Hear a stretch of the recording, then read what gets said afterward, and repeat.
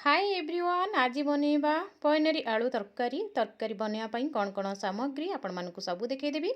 तो सर्वप्रथमे आपण मानक हृदय जय जगन्नाथ साईराम साईप्रेमी भाई और भौणी मानक आज रेसिपी की स्वागत करुचे मु ऋतु। तो चलते सांग मैंने जीवा रोसई घर को।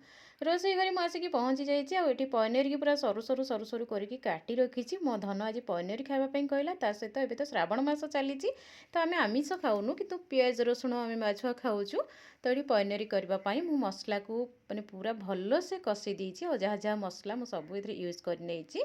तो मसलाटा मु गोटे गोटे करके आपण मानक देखई पारिनी खाली स्वाद अनुसार लुणटा देछि।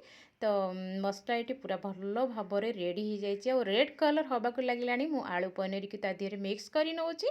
तो मो धनर आज बहुत इच्छा थिला कि आज पनीर तरकारी कर भात खाइबी। तो से सहित मुझे क्षीर ऐड करुच्ची जेहेतु आलू पनीर मसला देकी कषौची। तो गोटे कप क्षीर मुझे सब मु क्षीर ही यूज करे।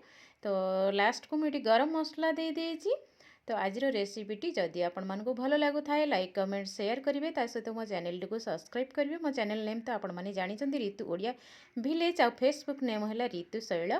फेसबुक समस्त बंधु मानक बहुत सारा भल पाइबा और धन्यवाद मो वीडियो देखुवर जो मैंने देखुं कमेंट कर बहुत सारा धन्यवाद। तो एमती देखूँ मो धन पे खाଇବା बाड़ी देछि तार स्कूल टाइम है से खाइबे कि पूरा रेडी हो जाइए तार टिके घरे वीडियो कर नहीं। तो देखूँ से चलती स्कूल। तो आज रोचे पुणी देखा भी अलग एक ब्लॉग से जाए आप जय जगन्नाथ नमस्कार।